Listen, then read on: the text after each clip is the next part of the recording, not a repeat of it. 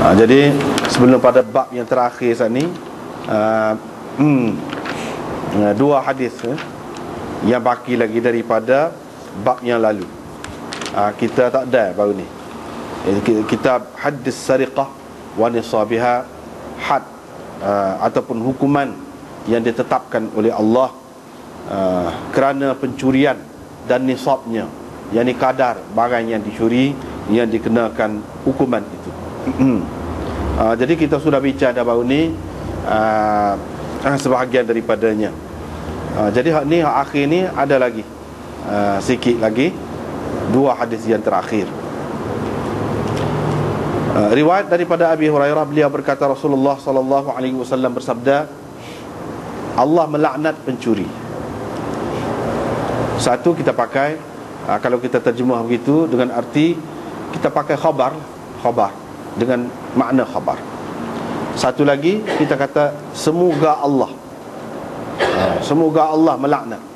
Itu kalau kita pakai gitu bermakna kita pakai kaedah khabariyah lafzan insya'iyah maknan. Gitulah.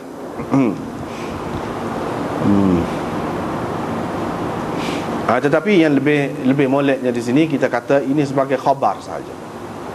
Khabar, cerita. Cerita bahawa Allah Subhanahu Taala melaknat ataupun mengutuk pencuri. Di mana dia mencuri al-baydah, telur. Salah satu maknanya.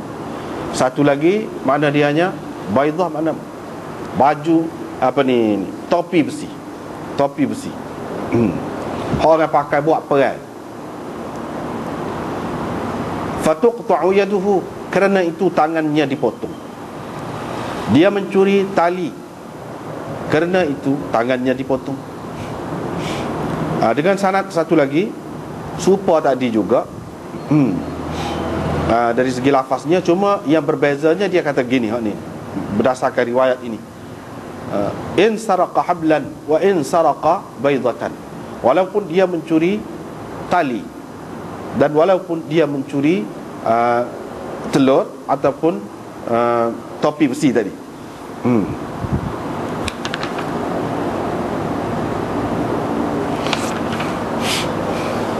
Jadi di sini ada beberapa perkara. Yang pertama, laknat ni. Laknat. Kalau kita tengok sini, Allah laknat. Allah laknat mana kita panggil kutuk.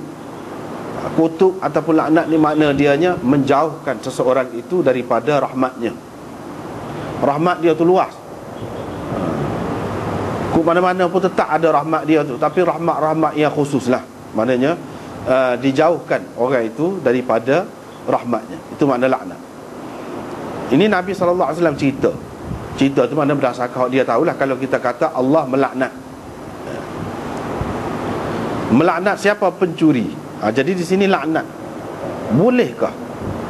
Ini dia sebut Allah melaknat. Kita bolehkah laknat? Itu persoalannya. Bolehkah laknat pencuri ataupun orang yang salah, ahli maksiat? Bolehkah? Itu khilaf ulama.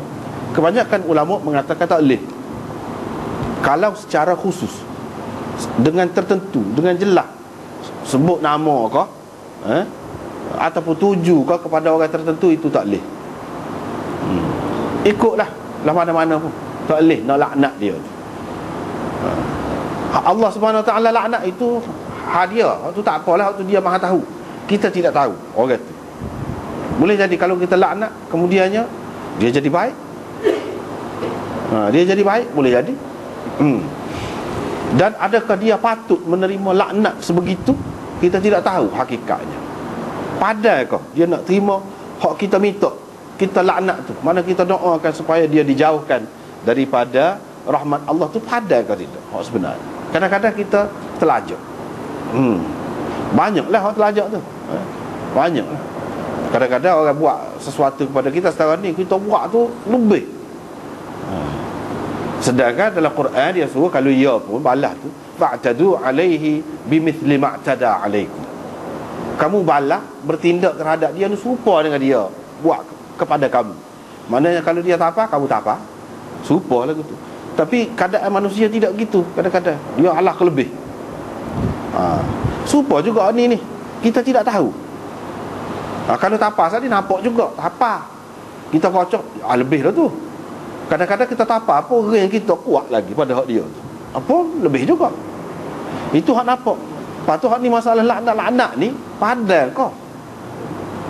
Boleh jadi dia sudah bertaubat. Dengan sebab itu kebanyakan ulama mengatakan tak boleh nak laknat orang ni secara khusus. Apalagi kalau kita nak laknat orang-orang dulu, salafus salih, terdiri daripada sahabat dan lain-lain, orang-orang yang diakui sebagai orang-orang yang baik tu, sama sekali tak boleh kita nak laknat orang tu, nak laknat orang ni, tak boleh. Bukan cara kita ahli sunnah wal jamaah. Ada juga orang yang mengajar laknat Yazid lah, laknat Muawiyah lah, itu tidak cara kita. Cara ahli sunnah tidak ajar lagu tu. Kalau katalah dia salah sekalipun, katakanlah dia salah sekalipun, kita tidak tahu dia sudah bertaubat apa. Kalau dia bertaubat, kalau berdasarkan hadis Bukhari itu, awwalu jaishin min ummati yaghzuna al-Qustantiniyah maghfurun lahum. Mana tentera yang mula-mula pergi memerangi Konstantinopel di Turki lah ni lah, maghfurun lahum, diampuni mereka. Mereka Tuhan ampun. Siapa dia? Kau bawa tentera mula-mula pergi perang di Turki, jatuh ke tangan Islam Pahlavi. Yazid lah. Masuk bawah dia tu, ikut dianya Abu Ayyub Al-Ansari. Abu Ayyub Al-Ansari kubur dia Pahlavi. Situ. Dan ramai lagi sahabat-sahabat lain ramai pergi tu, dia jadi panglima perang. Jadi Nabi SAW kata ada maghfurul lahum, dia diampuni. Kalau katakanlah dia salah, adalah puak-puak tu ada salah, dia maghfurul lahum, kepada mereka itu ada amal lah. Kalau ada salah silap pun Tuhan ampun. Maknanya boleh jadi dengan cara Tuhan beri taufik kepada dia untuk bertaubat, untuk minta ampun, untuk beristighfar kepada Allah SWT. Lalu Allah SWT ampunkan dia. Tuhan akan beri taufik kepada dia tu, beri nampak jalan kot tu. Jadi dah dalam hadis tu ada gitu semua dah tu. Macam mana kita nak laknat? Kalau ia pun dia tetap dengan kesalahan dia, tapi ni orang yang sudah diampun. Kalau kita kata dia ada kesalahan pun, dia tidak maksum, sahabat-sahabat tu. Tapi kalau ada kesalahan, dah dalam hadis tu kata dah dia sudah diampun, tidak ada hak lagi untuk kita nak melaknat. Takut-takutnya jadi balik atas kita pula. Dengan sebab itu bukan cara ahli sunnah wal jamaah melaknat, terutamanya generasi awal. Itu yang pertama. Yang kedua, kalau orang tu memang melakukan kesalahan, melakukan jenayah, curi misalnya, macam di sini,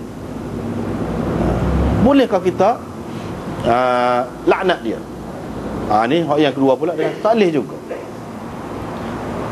Sebab kalau khusus gitu, hak sini la'anallahu sariq, Allah melaknat pencuri umum. Hak khusus tak boleh juga. Ni pendapat yang kedua. Hak khusus walaupun berkenaan dengan kesalahan yang maklum pun tak boleh kita nak laknat dia. Apalagi kalau dia telah menjalani hukuman had. Sama sekali boleh dikatakan, semua ulama kata tak boleh laknat, tak boleh kutuk dia, tak boleh kata hudah ke dia. Tapi kalau dia tidak menjalani had, ada lagi khilaf. Dia kata boleh, boleh. Tetapi kebanyakannya kata tak boleh juga. Kalau boleh pun secara umum macam ni. Ni umum, bukan khusus laknat dia tu, tidak. Kalau dia telah menjalani had, semua sepakat mengatakan tak boleh.